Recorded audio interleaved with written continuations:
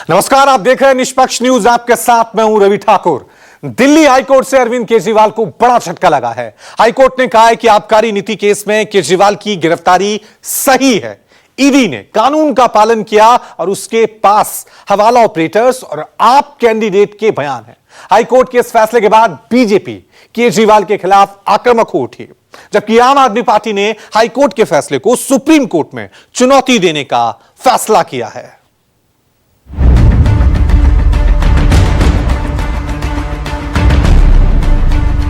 कहावत होती है, चोर चोरी से जाए हेरा फेरी से ना जाए।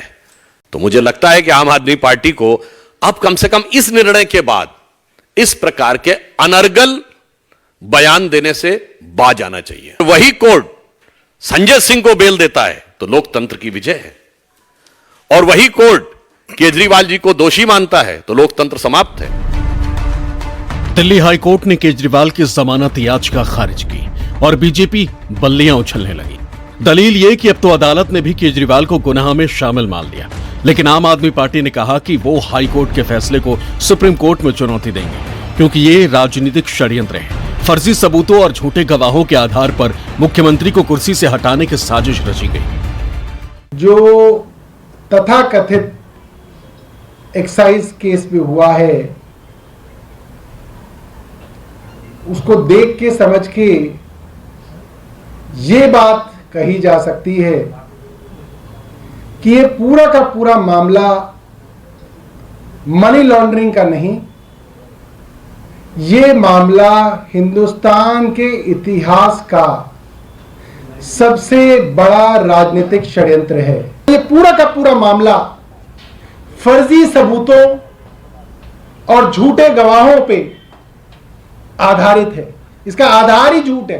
के इंस्टीट्यूशन है, इंस्टीट्यूशन का हम सम्मान करते हैं और हम सम्मान पूर्वक ये कहना चाहते हैं कि हम इस फैसले से सहमत नहीं है और इस फैसले के खिलाफ हम सुप्रीम कोर्ट जाएंगे और सुप्रीम कोर्ट के अंदर अपनी बात रखेंगे।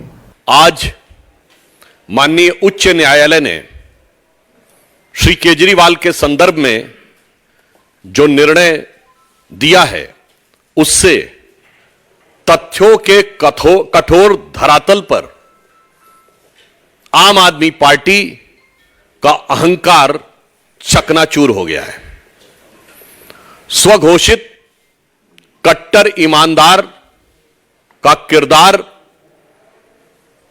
धारदार तथ्यों के साथ पूरी तरह तार-तार हो गया है। पूरा का पूरा मामला भारत की राजनीति में आजादी के बाद से लेके सबसे बड़ा राजनीतिक षड्यंत्र है, क्योंकि शराब घोटाला तो भारतीय जनता पार्टी ने किया है। वहां तो मनी ट्रेल मिल गया, 60 करोड़ का मनी ट्रेल मिल गया, लेकिन कोई कार्रवाई अब तक भारतीय जनता पार्टी के नेताओं पर नहीं हुई। और अरविंद केजरीवाल जी के मामले में झूठे गवाह तैयार किए जाते हैं। राजनीतिक षड्यंत्र नहीं तो और क्या है। दरअसल दिल्ली हाईकोर्ट ने शराब नीति मामले में मुख्यमंत्री अरविंद केजरीवाल की गिरफ्तारी रिमांड को सही ठहराया, तो साथ ही यह भी कहा कि ईडी ने कोर्ट के सामने मनी ट्रेल के सबूत भी पेश कर दिए। जस्टिस स्वर्णकांता शर्मा ने अपना फैसला सुनाते हुए कहा, शराब नीति केस में अरविंद केजरीवाल की गिरफ्तारी अवैध नहीं है, ईडी की गिरफ्तारी की कार्रवाई सही है। दिल्ली हाईकोर्ट ने अपने फैसले में ऐसी बहुत सारी बातें कही हैं जिससे ईडी का पक्ष मजबूत हो गया है। जाहिर है इससे केजरीवाल की परेशानियां बढ़ गई हैं। मसलन फैसला सुनाते हुए दिल्ली हाईकोर्ट के जज जस्टिस स्वर्णकांता शर्मा ने कहा, सरकारी गवाह बनाया जाए या नहीं ये कोर्ट तय करेगा। सरकारी गवाह का बयान जज के सामने लिखा जाता है। सीएम और आम आदमी के लिए कानून बराबर होता है। दस्तावेज के मुताबिक केजरीवाल साजिश में शामिल है। सार्वजनिक पद पर बैठे लोगों की भी जिम्मेदारी होती है। कोर्ट नहीं मानता कि चुनाव की वजह से केजरीवाल की गिरफ्तारी हुई। विवाद केंद्र सरकार और दिल्ली के सीएम के बीच नहीं, ये विवाद केजरीवाल और ईडी के बीच है। कोर्ट पर बाहरी या राजनीतिक वजहों का प्रभाव नहीं। ईडी के पास पर्याप्त सबूत है। दस्तावेज के मुताबिक ईडी सही है। 21 मार्च को ईडी ने दिल्ली के मुख्यमंत्री अरविंद केजरीवाल को गिरफ्तार किया था और 22 मार्च को राउज एवेन्यू कोर्ट ने केजरीवाल को ईडी के रिमांड में भेजा था। 23 मार्च को अरविंद केजरीवाल ने अपनी गिरफ्तारी और रिमांड को चुनौती दी थी। 3 अप्रैल को दोनों तरफ की दलीलें सुनने के बाद हाईकोर्ट ने फैसला सुरक्षित रख लिया था। सुनवाई के दौरान केजरीवाल के वकील ने दलील दी थी कि ईडी के पास कोई सबूत नहीं है कि केजरीवाल मनी लॉन्ड्रिंग में शामिल थे। ये कहना कि दिल्ली के मुख्यमंत्री हवाला ट्रांजैक्शन कर रहे होंगे, ये हास्यास्पद है। लेकिन ईडी के वकील ने केजरीवाल की दलीलों को बेदम बताते हुए कहा कि अपराधी और आरोपी ये नहीं कह सकते कि हम गुनाह करेंगे और हमें इसलिए गिरफ्तार नहीं किया जाएगा क्योंकि चुनाव है। हम अंधेरे में तीर नहीं चला रहे। हमारे पास व्हाट्सएप चैट, हवाला ऑपरेटर्स के बयान और इनकम टैक्स का डेटा भी है। जाहिर है हाईकोर्ट को ईडी की दलीलों में दम दिखा और उसने केजरीवाल की याचिका खारिज कर दी। हाईकोर्ट के फैसले से बल्लियों उछल रही बीजेपी अब आम आदमी पार्टी को भ्रष्टाचारी बता रही। लेकिन केजरीवाल के सिपहसालार पूछ रहे हैं कि जिनकी गवाही को आधार बनाकर केजरीवाल को गिरफ्तार किया गया, उससे करोड़ों का चंदा लेने वाले बीजेपी के खिलाफ जांच क्यों नहीं हो रही? और अगर इसी तरह चुनाव के समय विपक्षी नेताओं को गिरफ्तार किया जाएगा तो फिर लेवल प्लेइंग फील्ड का मतलब क्या रह जाएगा? आज जो फैसला आया वो फैसला जज ने बहुत मेहनत के बाद, सारा एविडेंस देखने के बाद, केस फाइल देखने के बाद, सारी जांच करने के बाद जजमेंट दिया है और न्याय किया है। और कोर्ट ने ये भी कहा है कि एविडेंस मिला है और एविडेंस जो है मनी लॉन्ड्रिंग और मनी ट्रेल पूरा मिला है। ये सारी जिक्र जो है, ये सारा जिक्र जो है जजमेंट में है। जब 60 करोड़ का सीधा मनी ट्रेल तुम्हारे खिलाफ मिल गया तो तुम्हारे नेताओं से पूछताछ ईडी और सीबीआई क्यों नहीं कर रही? क्यों नहीं अब तक एलजी ने चिट्ठी लिखी, जांच की? क्या कारण है कि इलेक्टोरल बॉन्ड में इतना हजारों करोड़ का घोटाला सामने आने के बावजूद, जिस कंपनी का मुनाफा जीरो है, जिस कंपनी का मुनाफा घाटे में है, मुनाफा तो छोड़िए, जो कंपनी घाटे में चल रही है वो सैकड़ों हजारों करोड़ रुपए आपको चंदा दे रही है। जो फर्जी कंपनियां कागजों में बनी हैं वो सैकड़ों हजारों करोड़ रुपए भारतीय जनता पार्टी को चंदा दे रही हैं। कहां income tax department, CBI, ED क्यों नहीं जांच करती भारतीय जनता पार्टी के नेताओं की? क्यों नहीं पूछताछ होती उनकी? क्यों नहीं गिरफ्तारी होती उनकी? क्यों नहीं छापे पड़ते उनके यहां?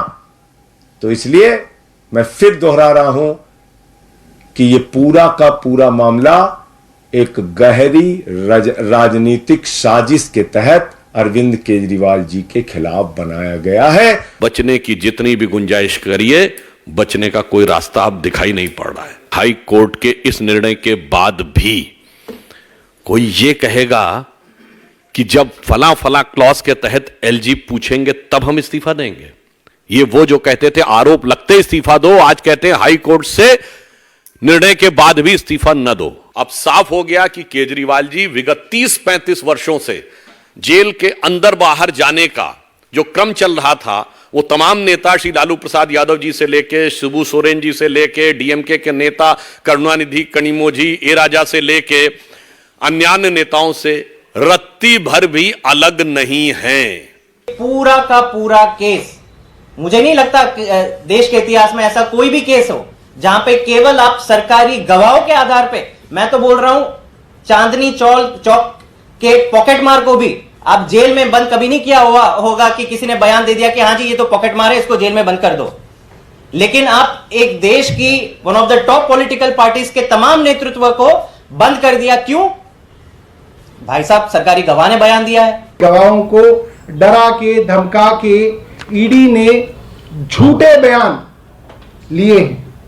किसी भी जगह पे अब तक ईडी या सीबीआई को 1 रुपए की भी गैर कानूनी रिकवरी नहीं हुई, 1 रुपए की भी। भारतीय जनता पार्टी कौन सी पार्टी है? भारतीय जनता पार्टी तो वो पार्टी है जो देश की सबसे बड़ी कोर्ट को भी नहीं मानती। बीजेपी का कहना है कि दिल्ली हाईकोर्ट के फैसले ने केजरीवाल के अहंकार को चूर चूर कर दिया। लेकिन केजरीवाल के कारकुन अब भी चीख चीख कर कह रहे हैं कि ईडी ने डरा धमकाकर गवाहों के बयान लिए हैं। जाहिर है अब ये लड़ाई सुप्रीम कोर्ट तो जाएगी ही, चुनावी मैदान में भी इस मुद्दे की गूंज बढ़ जाएगी। विमल कौशिक और प्रभाकर मिश्रा के साथ दीपक दुबे, दिल्ली, न्यूज़ 24।